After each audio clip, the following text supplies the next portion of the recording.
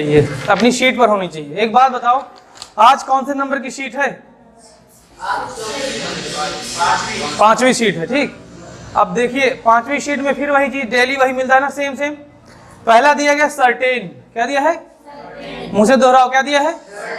और certain means होता है निश्चित। क्या? सुने, अगर आपसे कोई पूछे कि क्या आज आपका मित्र आएगा, तो आप कह सकते हो सर्टेनली। क्या? सर्टेनली मतलब निश्चित ही। क्या होता है? तो सर्टेन मीन्स निश्चित, सर्टेनली मतलब निश्चित ही। समझ गए? दूसरा है प्रॉपर।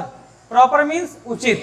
जैसे हम आपसे पूछे कि क्या ये पढ़ने का प्रॉपर तरीका है, प्रॉपर समझ में आया ना, उचित तरीका है, तो प्रॉपर मतलब क्या होता है? उचित तरीका। तीसरा दिया सौरव, मिला? सौरव मीन्स होता है दुख। क्या होता है? समझ रहे हो? जैसे आपको किसी बात का दुख है तो कहेंगे सौरव है इनको, कि इनको किसी बात को लेकर सौरव हो रहा है, दुख हो रहा है। सैड मीन्स दुखी होता है। जो व्यक्ति दुखी होता है, जैसे हम दुखी हो जाएं तो हम कहेंगे सैड है ये, लेकिन जिस बात को लेकर दुखी है उसे कहेंगे सौरव। नहीं समझे? जो हमारा दुख है वो सौरव है, हम हैं क्या? सैड। फिर आगे दिया है नेसेसरी, ये तो सबको पता होगा ना, नेसेसरी मीन्स क्या होता है? फिर अगला दिया है क्रूक। क्रूक मीन्स गैर कानूनी। क्या? जैसे आप कोई काम करो जिससे कि जेल हो जाए, अगर रिपोर्ट लिखा दी जाए तो क्या हो जाए?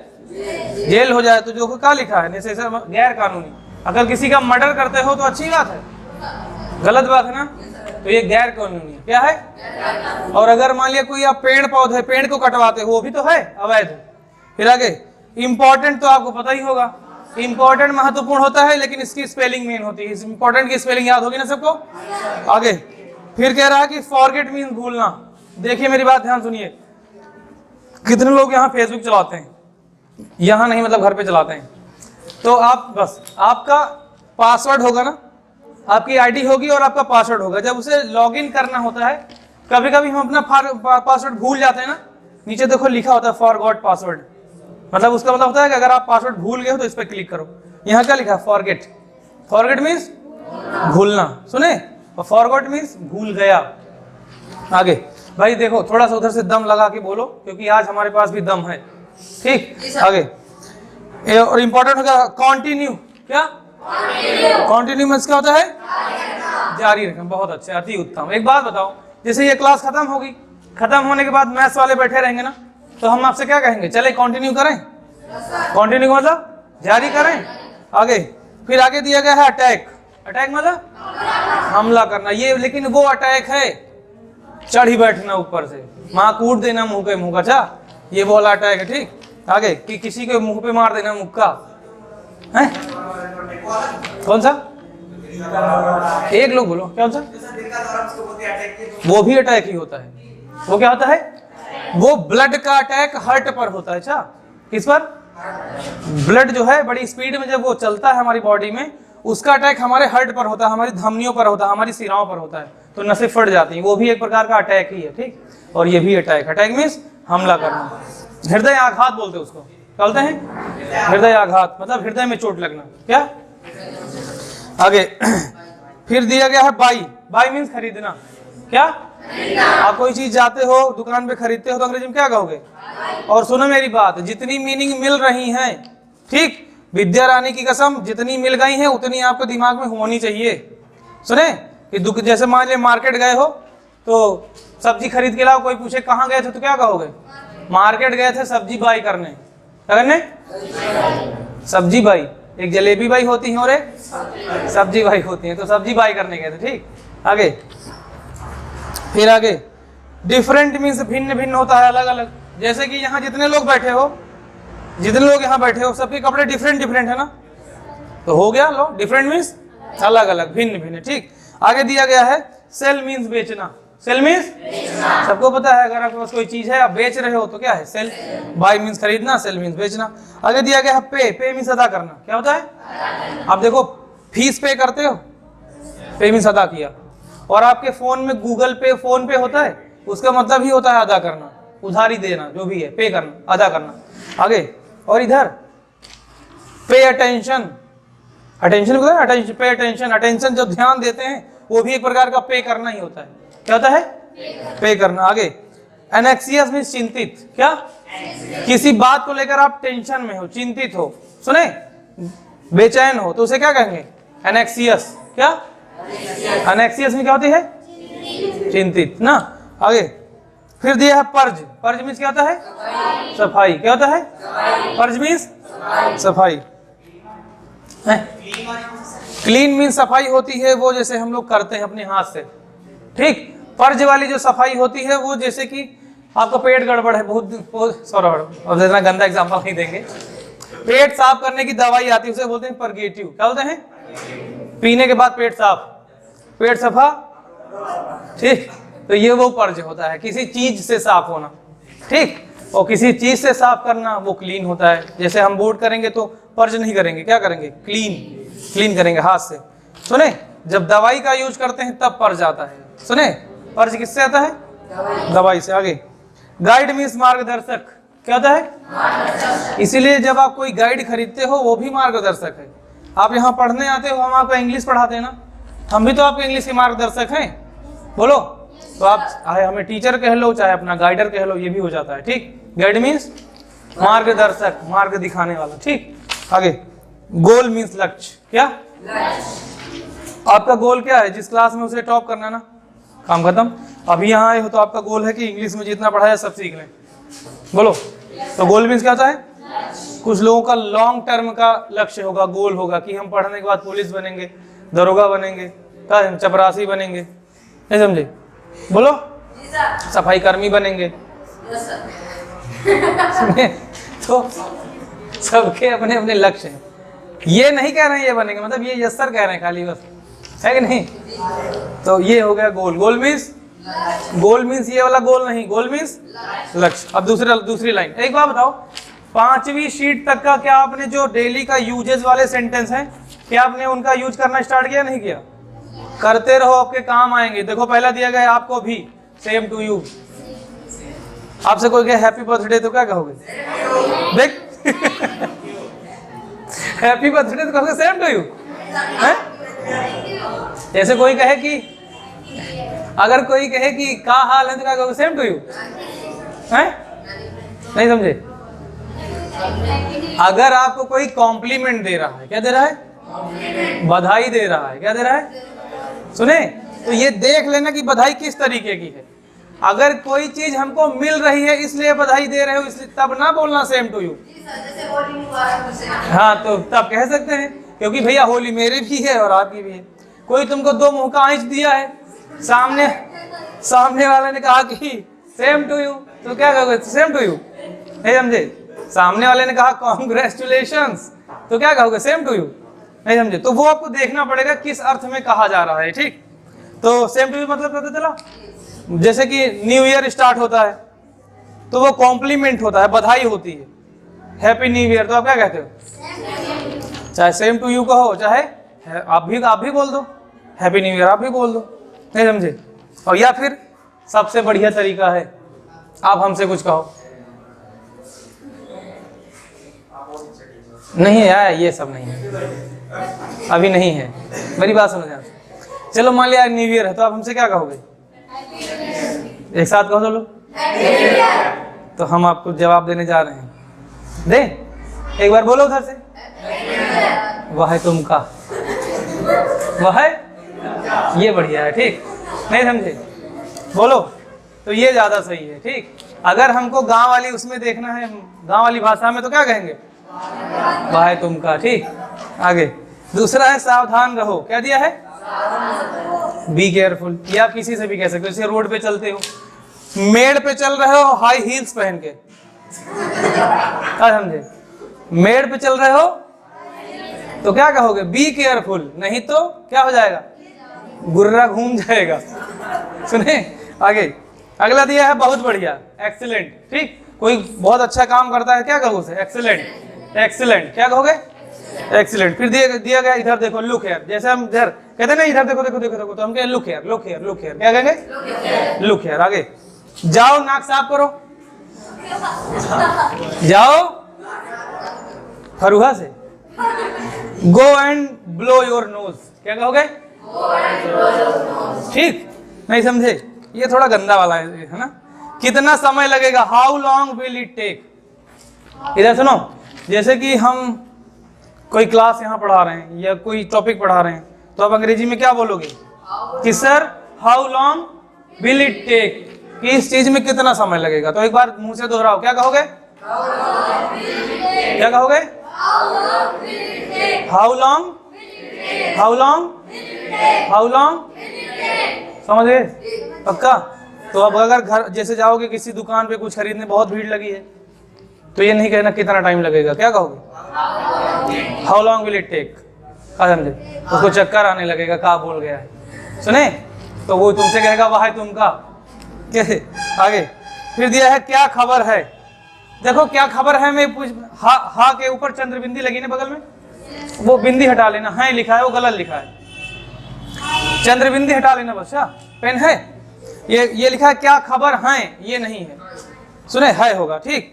तो इसका अंग्रेजी होगा व्हाट इज द न्यूज। क्या, व्हाट इज द न्यूज, क्या, व्हाट इज द न्यूज, क्या कहोगे, व्हाट इज द न्यूज, क्या कहोगे, व्हाट इज द न्यूज, क्या कहोगे। और फिर अगला दिया गया है और कोई बात, व्हाट इल्स, नहीं समझे, व्हाट इल्स, और कोई बात को क्या कहोगे, व्हाट इल्स, क्या कहोगे, व्हाट नहीं, व्हाट, व्हाट इल्स, क्या कहोगे, व्हाट इल्स। और कोई बात, जैसे मान ली किसी से मिले, हाय हेलो हो गया, सब बढ़िया, अब वहां से निकलना है तो क्या कहोगे, व्हाट इल्स, और कोई बात है कि हम चले यहाँ से, बस, नहीं समझे। अगला फिर दिया गया है क्या गड़बड़ है, what is trouble, what is the trouble, what the trouble, क्या है, व्हाट द ट्रबल, क्या समस्या है, क्या गड़बड़ी है, व्हाट द ट्रबल, नहीं समझे। या फिर कभी कभी कहते हैं व्हाट हैपेंड, जैसे कि अभी आप लोग बतियाने लगो, हम इधर पढ़ाने लगे, वो उधर मार पीट कर लियो भज भज भज भज कस के, फिर हम क्या कहेंगे, व्हाट हैपेंड, क्या कहेंगे, क्या हो गया, क्या बात है, कौन सी घटना घट गई। हैपेंड मीन्स घटना घटना, घटना घटना मतलब जोड़ घटा वाला नहीं, कोई घटना का घटित हो जाना, हम क्या कहेंगे व्हाट हैपेंड। या फिर गड़बड़ी के लिए क्या कहेंगे, लिखा तो है देखो, क्या कहोगे, सुने, क्या कहोगे, व्हाट द ट्रबल, क्या कहोगे, क्या समस्या है, ठीक। आगे दिया समझे, समझ लियो, समझे भाई। अब देखो यहाँ कुछ उल्टा हो गया, उल्टा क्या, ये सब सही है। सबसे बढ़िया ये है कि अगर जैसे हम आपसे कहेंगे डिड यू अंडरस्टैंड, कोई टॉपिक पढ़ाएं और हम आपसे अंग्रेजी में क्या कहेंगे, डिड यू अंडरस्टैंड, क्या कहेंगे, डिड यू अंडरस्टैंड मतलब क्या तुम समझ गए। देखो इसमें लिखा है समझे, तो हम हिंदी में कहेंगे समझे, अंग्रेजी में क्या कहेंगे, डिड यू अंडरस्टैंड। लेकिन अब एक बात बताओ, सबसे ज्यादा ताकत किसमें लगेगी, अंग्रेजी बोलने में, हिंदी, अंग्रेजी, ताकत भी लगेगी, समय भी लगेगा, क्या कहेंगे, क्या कहेंगे, क्या कहेंगे, हिंदी में बोलेंगे तो समझे, अंग्रेजी में बोलेंगे तो डिड यू। ये जितने सेंटेंस हैं अभी तो आपको पढ़ने को मिल रहे हैं, ये सब हम ट्रांसलेशन करना सिखा देंगे, याद वाद नहीं करना पड़ेगा। अंग्रेजी में हिंदी दिमाग में रखोगे, मुंह से अंग्रेजी निकलेगी, समझ रहे हो नहीं। बस ये अभी मोटा मोटे दे रहे कि छोटे छोटे सेंटेंस आपको पता रहे, बस, नहीं समझे। जैसे कि इधर, जैसे कि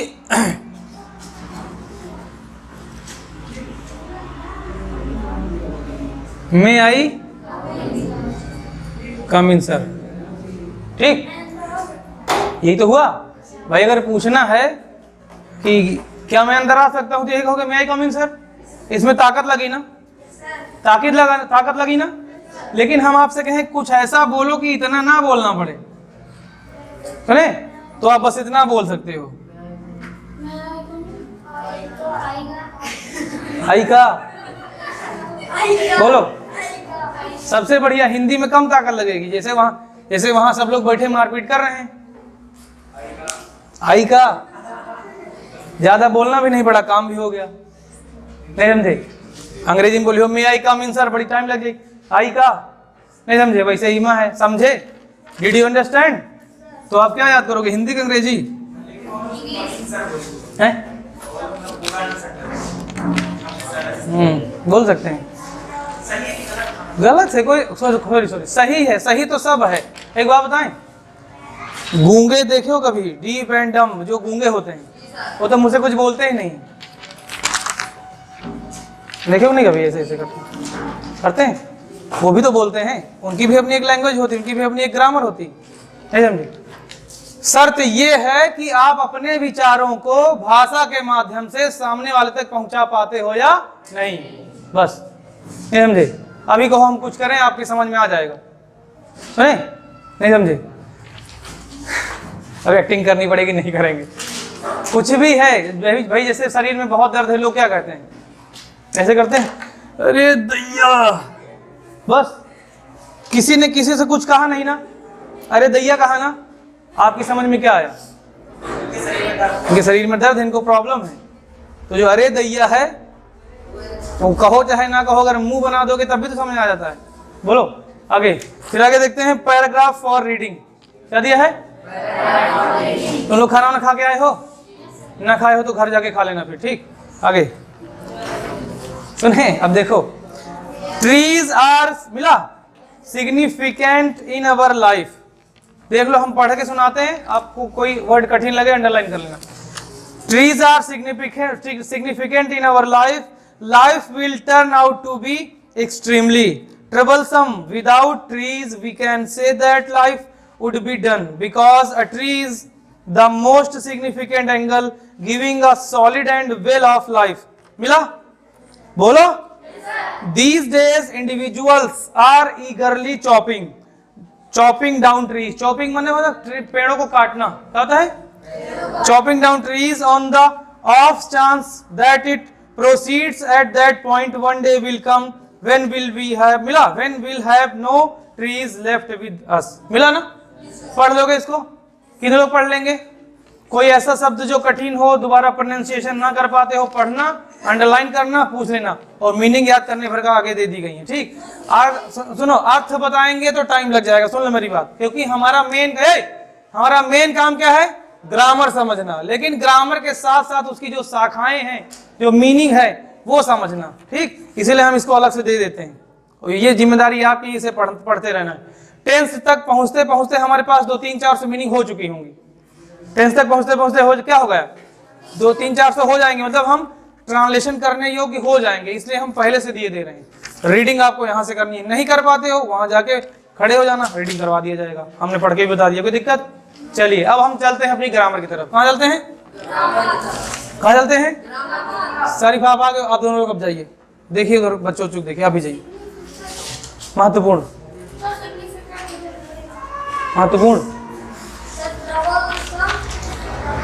ट्रबल दिया तो है। ट्रबल मीन्स क्या होता है? देखो सुने, ट्रबल मीन्स गड़बड़, ट्रबल से गड़बड़ी हो जाएगी। सुने इधर, अब ग्रामर निकालो, इसकी नुक्ताचीनी वहां खड़े हुए करना, ठीक। जो पूछना है पूछ लेना, घर में गूगल है वो कर लेना, कोई दिक्कत नहीं है, दे दिए हैं कि पढ़ना है बस, ठीक। आगे चलिए, सुनिए भैया, अब मेरी बात ध्यान से सुनो। कैसे? अब हम चलते हैं अपनी ग्रामर पे। एक बात बताओ, सब्जेक्ट कितने लोगों को पता है? Subject, person, subjective case, possessive case, objective case. आए समझ में?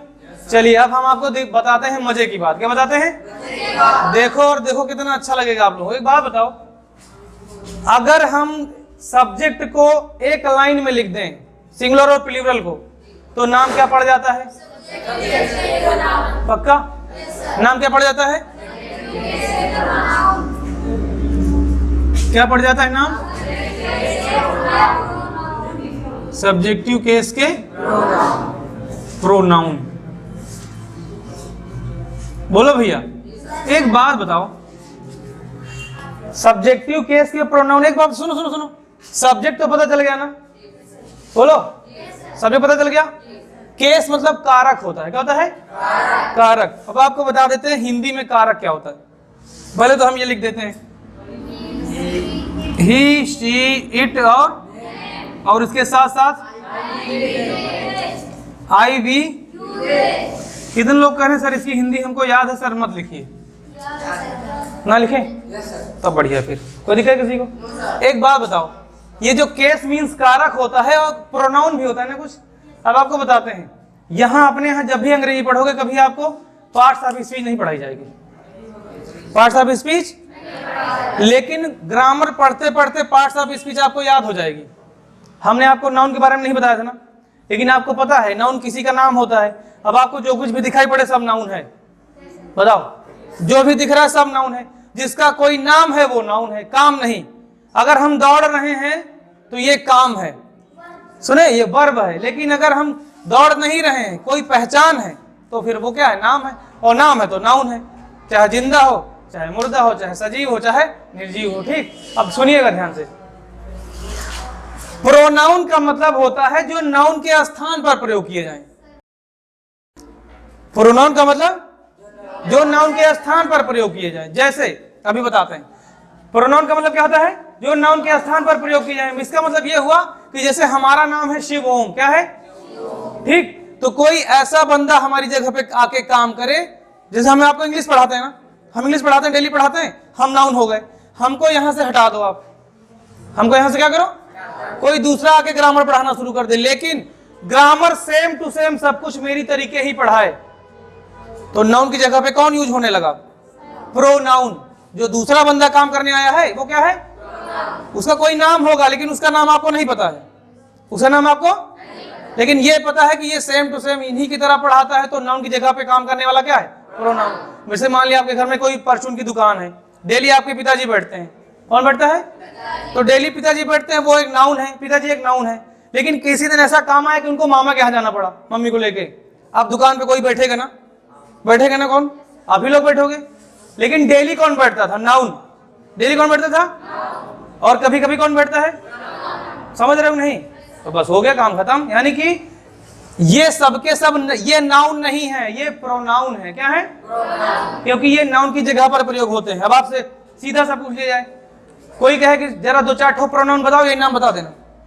कोई भी अगर कहे कि दो चार ठो नाउन बता दो, तो कहना ही, शीट, नेम, तो ये सब प्रोनाउन है। क्या है? ये सब क्या है?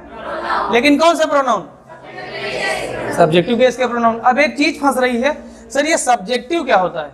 ये भी तो पता होना चाहिए कि सर प्रोनाउन तो पता चल गया कि सर किसी के नाउन के स्थान पर काम करने वाला हो गया, इनके नाम हो गए, लेकिन ये क्या होता है सर? सब्जेक्टिव क्या होता है? हम आपको बताते हैं। पहले ये हम टेबल कंप्लीट करते हैं। क्या करते हैं? कंप्लीट करते हैं। ठीक, बताने में आराम रहेगा। आपको पता है कि हमने सबसे पहली टेबल बनाई थी सब्जेक्टिव केस, बीच में कौन सी बनाई थी? Possessive case. कोई दिक्कत किसी को? और आपको ये भी पता है कि पोजेसिव केस जो होता है वो हमेशा अधिकार बताता है। क्या बताता है? पक्का पता है ना? मतलब अपना अपनी की मीनिंग अंग्रेजी में कोई होती नहीं है। अंग्रेजी भाषा में अपना अपनी की एग्जैक्ट मीनिंग नहीं होती, लेकिन जैसा सब्जेक्ट होता है वैसा ही पॉजिटिव होता है।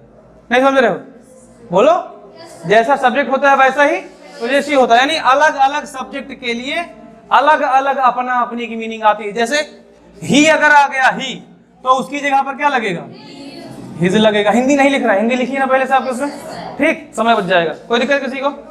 फिर देखिए सी का क्या हो जाएगा? समझ गए? बोलो। यानी अगर कोई लड़की अपने घर जा रही है तो अपने की मीनिंग हर लगेगी। कोई लड़का अपने घर जा रहा है तो क्या लगेगा? कोई दिक्कत? पिताजी अपने घर जा रहे हैं तो क्या लगेगा? नहीं समझ रहे हो? क्योंकि पिताजी का प्रोनाउन ही है। और माताजी अपने घर जाएंगी तो माताजी अपने घर जाएंगी तो हर लगेगा अपने की अंग्रेजी। पिताजी अपने घर जाएंगे तो हिज लगेगा। कोई दिक्कत? बोलो। नहीं समझ में आया? फिर देखिए इट का होता है इट्स। क्या होता है? सुने, अगर कोई निर्जीव चीज, हमने बताया था इंसान को छोड़ के अंग्रेजी में सब निर्जीव, ठीक, हाथी, घोड़ा, कीड़े मकोड़े, कुत्ते, बिल्ली, सब क्या है? अगर गाय अपनी पूंछ हिलाएगी तो क्या लगेगा अपनी की अंग्रेजी? नहीं समझ रहे हो? अगर गाय अपनी पूंछ हिलाएगी तो क्या लगेगा? अगर गाय अपना पैर मारेगी तो? समझ गए? अगर इंसान अपना पैर मारेगा तो इंसान, अगर वो मेल है तो हिज, और फीमेल है तो कोई दिक्कत? निर्जीव है तो? समझ गए? बस यही चीजें याद रखनी है अंग्रेजी में, इसके बाद कुछ है ही नहीं। ये टेबल तैयार हो गई, सब अंग्रेजी खत्म। गाय तो निर्जीव है, समझ रहे हो ना? तो इसीलिए तो क्या राइट्स लगेगा। गाय सजीव है, गाय सजीव है। हमने आपसे कहा था ना, अंग्रेजी भाषा में इंसान को छोड़कर सबको क्या माना गया है? साइंस में तो सजीव पेड़ों को भी माना गया है। बोलो। लेकिन अगर पेड़ों के पत्ते, पेड़ अपने पत्ते हिलाते हैं तो इट्स लगेगा। ध्यान कर लीजिएगा, अगर पेड़ अपने पत्ते हिलाते हैं तो क्या लगेगा? इट्स लगेगा। इंसान अपना हाथ पैर हिलाएगा तो फिर उसके हिसाब से। सुने, अगर वो मेल है तो हिज, फीमेल है तो निर्जीव है तो बस हो गया। वही हाल है जो गणित पढ़ते हो, प्लस इंटू प्लस बराबर प्लस होता है, वही तो है खिलवाड़, इसमें कुछ है थोड़ा ना बस। लेकिन हाँ, अगर ये टेबल तैयार हो गई समझ लो भौकाल। सुने, बस अंग्रेजी खत्म, छुट्टी, इसके बाद कुछ नहीं, इसके बाद कुछ कठिन है ही नहीं, बस यही टेबल ही मेन थी, बस छुट्टी। काहे लेटे जाते हैं इधर। नेम मीन्स आपको पता है नाम होता है।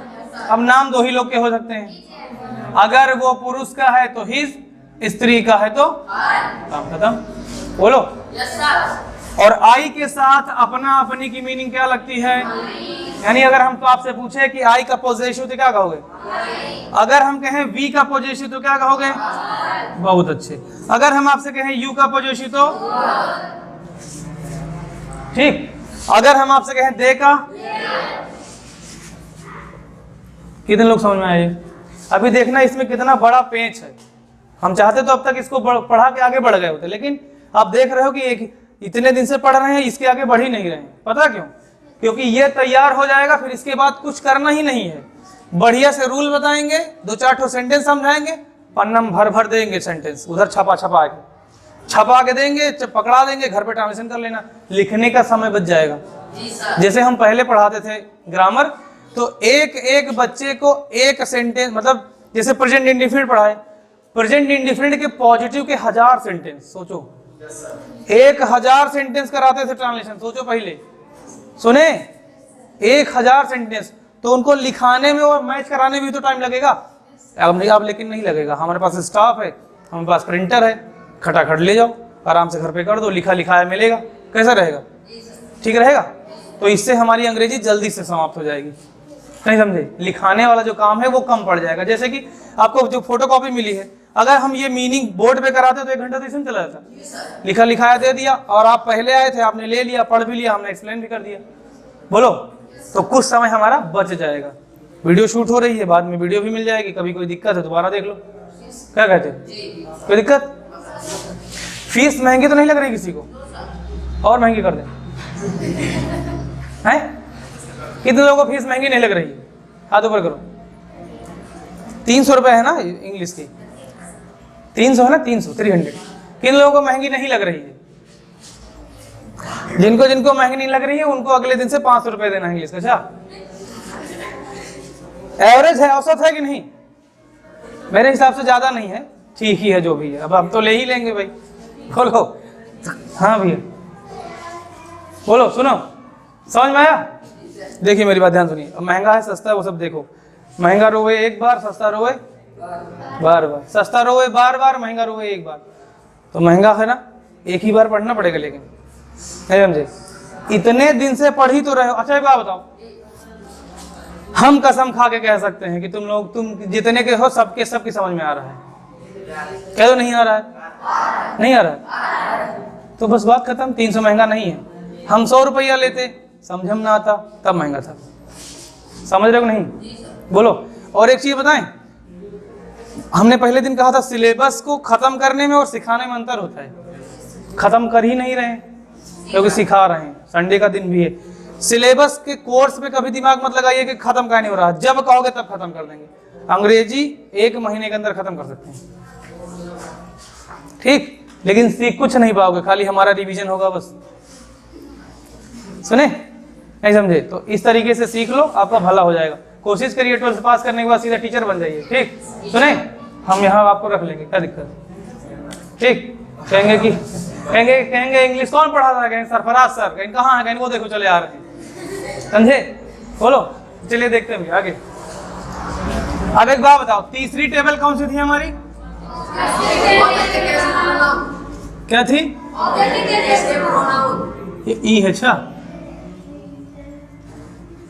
एक बात बताओ, हमने आपसे कहा था लर्निंग इन द क्लासरूम ना? कितने लोग यहाँ से जाते हैं घर पे भी ये सब याद करना पड़ता है? याद करना पड़ता है क्योंकि इतनी बार तो हम रिवाइज ही करवा दिए। बोलो। तो घर पे तो आप लोग अपना काम किया करिए। यहाँ का कोचिंग का काम बस कोचिंग का 1 घंटा दे दिया करिए, बहुत है। समझ रहे हो नहीं? यहाँ ना इतना नोट कराते हैं ना लिखाते हैं, खाली बातचीत होती है बस जमी आगे। वाओ, देखिए भाई सुनिए, तीसरी लाइन जो हमारी होती है वो होती है ऑब्जेक्टिव केस की है। कौन सी? ही का पॉजेसिव हिज होता है तो ऑब्जेक्टिव क्या होता है? हिंदी पता है क्या? हिंदी पता है? तब ठीक है। फिर सी का क्या होता है? अभी देखना तुम्हें बहुत सारी नई चीजें हम आपको बताएंगे इसी में। इट, इट्स और लेकिन क्रॉस लगा के स्टार बना के बाई चांस, बताया था ना? कहाँ होता है हमने बता दिया था, यूट्यूब वीडियो में देख लेना, या फिर आगे तो होगा ही। फिर आगे नेम मीन्स भीज का क्या होगा? और उसका क्या होगा? हिम बटा हर। गणित पढ़ रहे हैं? हिम बटा हर, एच से एच कट गया, बचा हिम बटा हर। क्यों? कोई दिक्कत भैया? हिम बटा हर, एच से एच कैंसिल हो गया, क्या बचा? कोई दिक्कत? आगे देखिए, अब इसके बाद माई का क्या होगा? मी मीन्स मुझे, क्या होता है? वी अवर, अस मीन्स हमें, हमें क्या होता है? यू योर, यू मीन्स तुम्हें, दे देयर देम, देम मीन्स उन्हें। अब ध्यान से सुनिए, कैसे? हम चाहते तो आज ये टेबल ना बताते, सीधा सेंटेंस पढ़ा देते। ये काम करिए, सेंटेंस के बारे में जान लीजिए, positive negative interrogative interrogative negative double interrogative double interrogative बता देते ना, बोलो। लेकिन हम नहीं बता रहे ना, इसलिए नहीं बता रहे क्योंकि बिना इसके वो अधूरा रह जाएगा, बिना इसके सेंटेंस के बारे में जानना थोड़ा प्रॉब्लम कर जाएगा। अब देखिए है क्या, एक बात बताओ, हमने पहला सबसे पहले सब्जेक्टिव केस की लाइन लिखी ना, नंबर 2 पर कौन सी लाइन लिखी? नंबर 3 पर कौन सी लिखी? इसका कोई कारण है नहीं, हम चाहते तो इसको पहले कर देते, इसको आखिरी में कर देते, बीच वाला बीच में रहने देते, या फिर बीच वाला किनारे कर देते, इसको इधर कर देते, या इसको बीच में कर देते। समझ रहे हो? ठीक है, अब वो कारण बताते हैं ऐसा क्यों। ठीक, ध्यान सुनिएगा। सबसे पहली बात, दुनिया का कोई भी सेंटेंस, मुझसे दोहराओ, बिना सब्जेक्टिव केस के बन ही नहीं सकता। समझ गए कि नहीं? दुनिया का कोई भी सेंटेंस बिना सब्जेक्टिव केस के, पता है क्यों? पता है क्यों? क्योंकि जो सब्जेक्टिव केस होता है ये कोई व्यक्ति होता है, कोई व्यक्ति होता है, सीट नेम कोई व्यक्ति ही तो होता है। एक बात बताओ, हम कोई व्यक्ति है ना, हम सब्जेक्टिव केस है ना, ही है ना कि नहीं? हम ही है कि नहीं? अगर हम ही ना होते तो क्या काम यहाँ हो रहा होता क्या? आपकी प्रॉपर बैच में इंग्लिश चल रही होती क्या? इसका मतलब ये हुआ कि दुनिया का कोई भी सेंटेंस हो उसमें सब्जेक्टिव केस जरूर होगा। क्या होगा? कहो तो दिखाएं, दिखाओ तो देखो जरा, पेज निकालो आज वाला, आज भी वाला मिला। पहली लाइन पे लिखा है trees are significant in our life. देखो फटाक से क्या लिखा है, मिला। और एक बात बताओ, ये ट्रीज क्या है? ट्रीज पेड़ किसी का नाम है? किसमें जाएगा? Subjective case. समझे पाए कि नहीं? दूसरी लाइन देखो, life will turn out to be extremely. Life means क्या होता है? लाइफ कोई नाम है ना, नाम है, किसमें जाएगा? हो गया, बोलो। अब आगे देखो, फिर दिया गया है, कहाँ गया अगली लाइन? नहीं, आगे जाओ। हाँ, वी देखो वी ना, वी कैन से। तीसरी लाइन में लास्ट में देखो क्या लिखा? वी कैन से ना, कहीं वी लिखा है इसमें? हो गया, नहीं समझ में? एक लाइन चेक करो, ना मिले तो बताओ। अगली लाइन देखो, we can say that life would be done because a tree is the most significant angle giving a solid and well of life। फिर देखो दिया है these days। these days मतलब इन दिनों। these days मीन्स क्या होता है? फिर आगे दिया है इंडिविजुअल्स, मतलब इंडिविजुअल मतलब व्यक्ति होता है। क्या होता है? व्यक्ति। Are eagerly chopping down trees. ठीक, बड़ी तेजी से पेड़ों को काट कर गिरा रहे हैं। ऑन द ऑफ चांस, मिला। दैट इट, देखो दैट है, इट है, एट है, फिर दैट है, मिला। वन डे, कुल मिला के जो विल के पहले जो कोई लिखा होता सब सब्जेक्टिव केस है। कोई भी लाइन बिना सब्जेक्ट के नहीं मिलेगी आपको, सब्जेक्ट जरूर होगा, चाहे वो किसी रूप में होगा या फिर इसी रूप में होगा या फिर इसके कोई दूसरा रूप होगा, लेकिन होगा जरूर। सुने, तो दिमाग में सेव कर लीजिए कि दुनिया का कोई भी सेंटेंस हो, शुरुआत कहां से होगी? कहां से? एक लाइन और बढ़ा देते हैं, बढ़ाएं बढ़ाएं। अंग्रेजी भाषा में जो पॉजिटिव सेंटेंस होता है, दोहराओ मुझसे, अंग्रेजी भाषा में पॉजिटिव सेंटेंस और निगेटिव सेंटेंस, सुने, तो अब जान लीजिए कि पॉजिटिव सेंटेंस और निगेटिव सेंटेंस की शुरुआत कहां से होती है? सब्जेक्ट मिल जाएगा। अगर आपका पॉजिटिव सेंटेंस और निगेटिव सेंटेंस है तो उसमें सब्जेक्ट में आपको यही मिलेगा शुरुआत में, ठीक। इसीलिए हमने अपने इसमें टेबल में सबसे पहले सब्जेक्ट को रखा है, क्योंकि सेंटेंस बनाने के लिए पहला अक्षर किसका रखा जाता है? सब्जेक्ट का, ठीक। अपना अपनी की अंग्रेजी बीच में रखी जाती है, अपना अपनी की अंग्रेजी, इसीलिए हमने ये वाली टेबल बीच में बनाई, समझ रहे हो। उसके बाद में ऑब्जेक्टिव केस जो ऑब्जेक्टिव केस है वो किसी भी वाक्य के सबसे आखिरी में आता है, सबसे लास्ट में आता है, इसीलिए हमने इसका क्या किया? सबसे आखिरी में बनाया। कोई दिक्कत नहीं समझ में आया? तो दिमाग में सेव कर लीजिए, सेंटेंस की शुरुआत कहां से होती है? पॉजेसिव केस कहां होता है? बीच में। ऑब्जेक्टिव केस कहां होता है? समझ गए? किसी किसी सेंटेंस में पॉजेसिव केस की मीनिंग नहीं होती, जैसे हमने कहा मैं गांव जाता हूं, मैंने क्या कहा? इसमें कहीं अपने आया क्या? तभी तो सेंटेंस है। तो मतलब कहने का यह है कि कोई भी वाक्य है अगर पॉजेसिव केस नहीं है तब भी बन जाएगा, अगर पॉजेसिव केस नहीं है तब भी बन जाएगा, लेकिन अगर सब्जेक्टिव केस नहीं है तो सेंटेंस नहीं बनेगा, ध्यान कर लीजिएगा, ठीक। ये दोनों लोग नहीं होंगे तब भी सेंटेंस बन जाएगा। पॉजेसिव केस नहीं होगा, सेंटेंस बन जाएगा। ऑब्जेक्टिव केस नहीं होगा, सेंटेंस बन जाएगा। लेकिन अगर सब्जेक्टिव केस नहीं होगा तो सेंटेंस बनेगा ही नहीं। समझ में आया? क्लियर हुआ?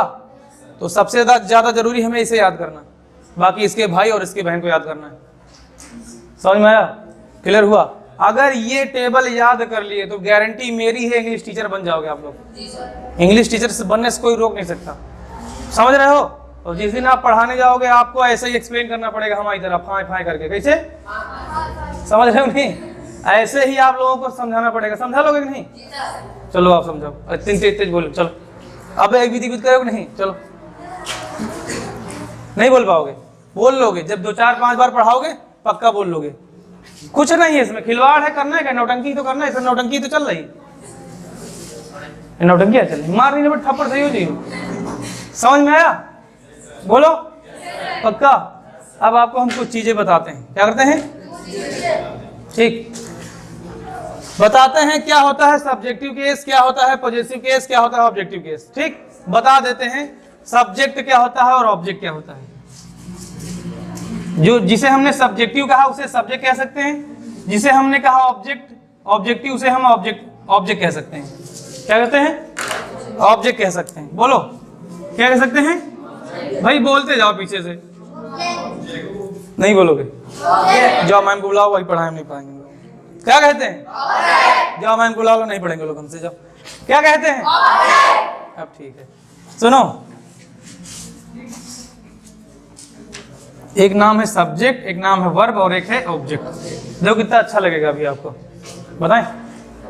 चलिए आपको बता देते हैं कि हिंदी भाषा और अंग्रेजी भाषा में क्या अंतर है। क्या बताएंगे? और एक और बता देते हैं, संस्कृत भाषा, ठीक, हिंदी भाषा, सुने, और अंग्रेजी भाषा, इनमें क्या अंतर है बता दें? सुने, अब बताते हैं आपको।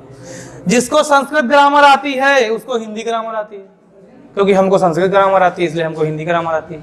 और जिसको हिंदी ग्रामर आती है उसको अंग्रेजी ग्रामर आती है, और जिसको संस्कृत ग्रामर आती है उसको दोनों ग्रामर आती है। काम बताओ, पढ़े हो कभी संस्कृत ग्रामर?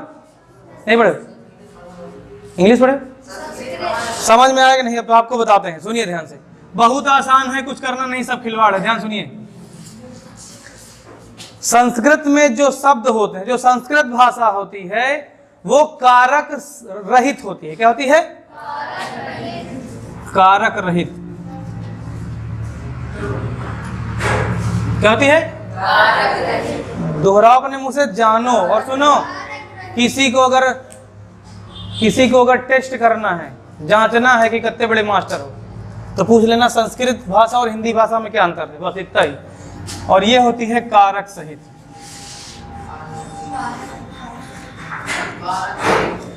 एक होती है कारक सहित, एक होती है कारक रहित। कौन होती है? संस्कृत भाषा कारक रहित होती है, उसमें कारक चिन्हों का लोप होता है। क्या सुने? हिंदी भाषा में क्या होता है? कारक सहित होती है। ठीक सुने? और जो अंग्रेजी भाषा होती है उसमें भी कुछ ना कुछ आपको दिखने को मिलेगा, जिसमें ये भी कारक सहित ही होती है, इसमें भी कारक होते हैं। क्या होते हैं? कैसे? अभी दिखाते हैं आपको। ये जो केस है, केस दिख रहा है नहीं? इस केस को हिंदी में कारक ही बोलते हैं। क्या बोलते हैं? समझ में आया? अब एक चीज बताओ, आपको ये नहीं पता चल रहा होगा सर ये कारक आखिर है क्या? क्या है कारक? ये दिमाग में कोई डिजाइन नहीं बन रही ना? बन रही डिजाइन? नहीं बन रही है भाई, अभी नहीं पता चला कारक क्या है। अब हम आपको दिखाते हैं कारक क्या है। सुनो, अगर हम यहाँ पे संस्कृत का एक सेंटेंस लिख लें,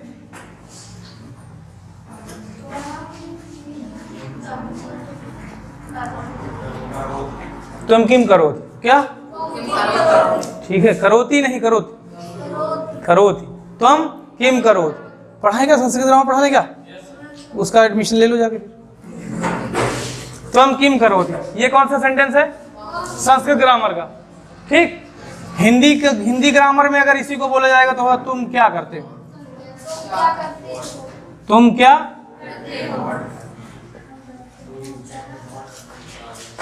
ठीक। और अगर आपको यही चीज अंग्रेजी में बोलनी होगी तो कहोगे what do you do. Doing नहीं, do. What do you do. क्या समझ में आया? अब देखिए, ध्यान से सुनिए। क्या क्या हुआ? गड़बड़ मत करो, गड़बड़ बिल्कुल ना करो। इधर तो अगर संस्कृत में बोलेंगे क्या कहेंगे? और इसमें बोलेंगे क्या कहेंगे? अंग्रेजी में बोलेंगे तो? अब मेरी बात ध्यान सुनो, ये जो तुम है, तुम सब्जेक्ट है। ये जो तुम है, ये सब्जेक्ट और कारक को मिला दिया गया है एक ही में। तुम है तुम। अब देखो यहाँ पे फुटकर वर्ड भी है, देखो हो है, हो है हो, बोलो तो होता क्या है? ये होता है कारक। ये तुम सब्जेक्ट है, तुम क्या है? सब्जेक्ट। और यहाँ पे देखो ये है आपका सब्जेक्ट, वही सब्जेक्टिव केस। देखो समझ में आया? तो संस्कृत ग्रामर में क्या होता है? कारक चिन्हों का लोप होता है, उसी में कारक चिन्हों को शब्द के साथ जोड़ देते हैं। सुने, क्या करते हो? देखो क्या को क्या बना दिया? किम। 1 2 3 शब्द इसमें आए, 1 2 3 4 इसमें आए, 1 2 3 4 इसमें आए। इसमें कितने शब्द आए? 1 2 3। ठीक, इसमें कितने हैं? 1 2 3 4। इसमें कितने हैं? 1 2 3 4। सबसे कम शब्द किसमें है? तो संस्कृत में क्या होता है? कारक चिन्हों को शब्दों के साथ चिपका दिया जाता है, लोप कर दिया जाता है, मिला दिया जाता है। सुने, तो संस्कृत ग्रामर में क्या होता है? कारक चिन्हों का लोप होता है। हिंदी ग्रामर में कारक चिन्ह होते हैं और संस्कृत ग्रामर में कारक चिन्ह होते हैं, जिनको केस बोलते हैं। क्या बोलते हैं? समझ में आया? भूल जाओगे, नहीं समझे? अब हम आपको बताते हैं इन दो लैंग्वेज में और क्या चीज है, ट्रांसलेशन करते वक्त क्या फर्क होता है। सुनिएगा मेरी बात ध्यान से। जैसे हमने कहा कि मैं घर जा रहा हूं, हिंदी में हमने क्या लिखा? मैं हो गया आपका सब्जेक्ट, घर हो गया ऑब्जेक्ट। ठीक, और ये रहा है और ये जाना हो गया काम, बाकी बचा वाला सब कारक होता है। क्या होता है? ये जो होता है ने पे होता है ना, तुमने, हमने, सबने, बोलो समझ रहे हो नहीं? कहाँ जा रहे हो, ये जो एक्स्ट्रा वाले छोटे छोटे शब्द होते हैं, होते कि नहीं? वही कारक होते हैं, वही केस होते हैं। ठीक, जो अंग्रेजी भाषा में भी मिल जाएंगे और हिंदी भाषा में मिलेंगे, संस्कृत में नहीं होते। संस्कृत में वो शब्दों के साथ चिपकाए जाते हैं, संस्कृत में वो पाई मात्रा और हलंत के रूप में उसमें चिपक जाते हैं। ठीक, अब देखो ध्यान सुनो, तो मैं घर जा रहा हूं, अंग्रेजी हमने बनाया I am going to house. ठीक, बोलो अब मेरी बात ध्यान सुनना। अगर हम ऐसे देखें, जैसे हमने ये ओरिजिनल ट्रांसलेशन है, अंग्रेजी भाषा के ग्रामर के हिसाब से ट्रांसलेशन है। अगर हम अंग्रेजी भाषा के ग्रामर के हिसाब से ट्रांसलेशन ना करें, तब देखो कैसे ट्रांसलेशन होगा। आई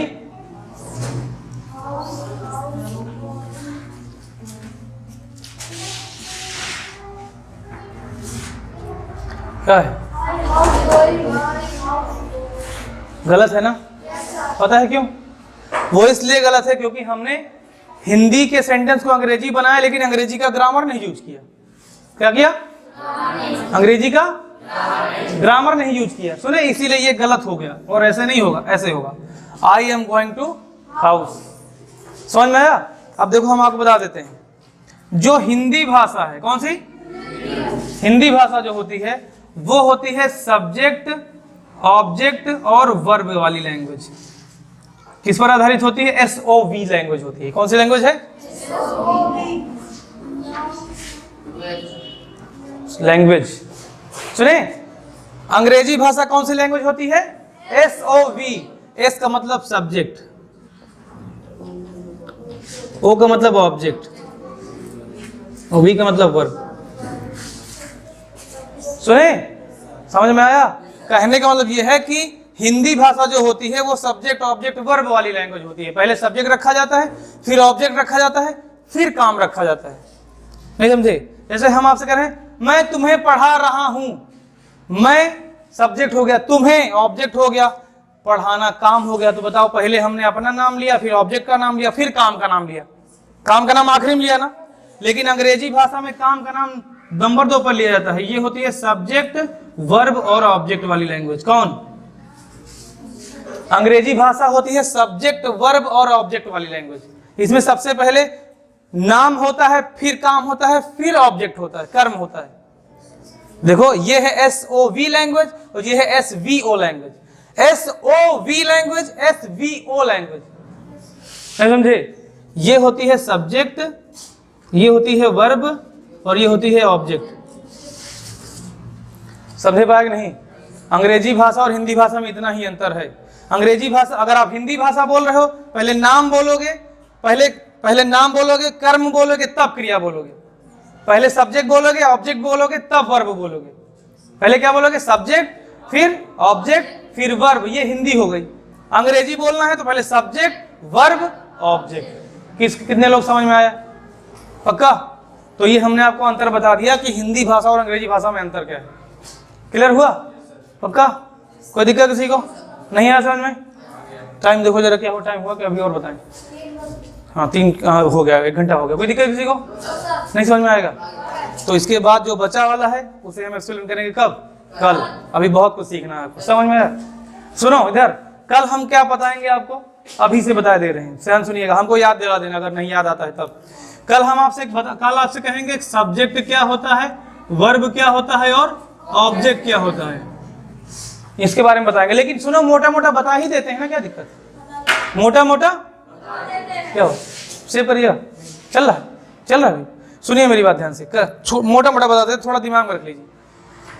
हम आपको पहचानाते हैं क्या होता है सब्जेक्ट, क्या होता है ऑब्जेक्ट, क्या होता है वर्ब। अभी पहचान के लिए थोड़ा सा बता देते हैं, कल और अच्छे से बता देंगे। ध्यान सुनिएगा, पहले हिंदी में समझाते हैं, फिर अंग्रेजी का सेंटेंस में बताते हैं। ध्यान सुनो, हमने आपसे कहा मैं तुम्हें पढ़ाता हूं। क्या कहा? मैं की अंग्रेजी क्या होती है? ये। तो इसका मतलब ये हुआ कि मैं जो है वो सब्जेक्ट हो गया। समझ में आया? ठीक। तुम्हें क्या अंग्रेजी? यू आ गया ये। तो तुम क्या है? ऑब्जेक्ट। मैं सब्जेक्ट, यू ऑब्जेक्ट। पढ़ाना हो गया काम, पढ़ाना हो गया, और काम को ही अंग्रेजी में वर्ब बोलते हैं। बस काम खत्म। ठीक। सब्जेक्ट का मतलब होता है कर्ता। क्या होता है? काम करने वाला व्यक्ति का नाम कर्ता होता है। ठीक। काम करने वाले व्यक्ति का नाम। जिस चीज पर काम करता है वो कर्म होता है, जिस चीज पर काम करता है वो कर्म होता है, और जिस काम को करता है वो वर्ब होता है। जैसे इधर सुनो, मैं तुम्हें पढ़ाता हूं, तो यहां पे काम करने वाला व्यक्ति है मैं। सुने, पढ़ाना हो गया काम, किस चीज पर? तुम पर। बोलो, यानी कि काम करने वाला व्यक्ति जिस चीज पर काम करता है। मैं पढ़ा तो रहा हूं, लेकिन किसे?